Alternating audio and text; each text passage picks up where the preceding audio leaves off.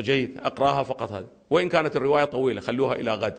وهو أنه أساسا الإمام سلام الله عليه أساسا ميزه هو بين تلامذته، هو ميزه عندما سأله قال له أنت لهنا كافي، لهنا كافي، بعد أكثر له. قال له زدني، قال له كفى خلاص. أما الآخر قال له زدني، هم شنو؟ زاده.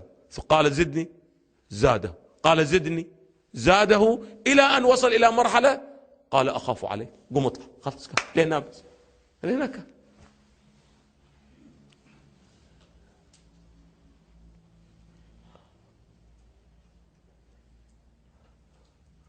قال له ما معنى قوله أبا القاسم؟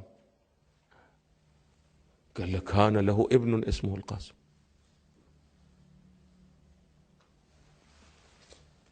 قال زدني يا ابن رسول، يا رسول الله، ابن رسول الله الرواية.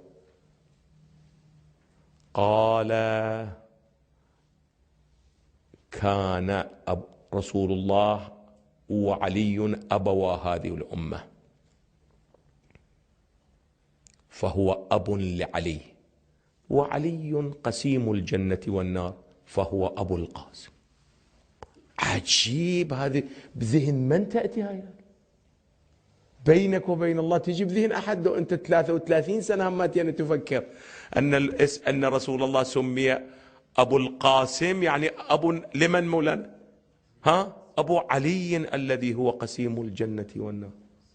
يجي بذهنك هذا؟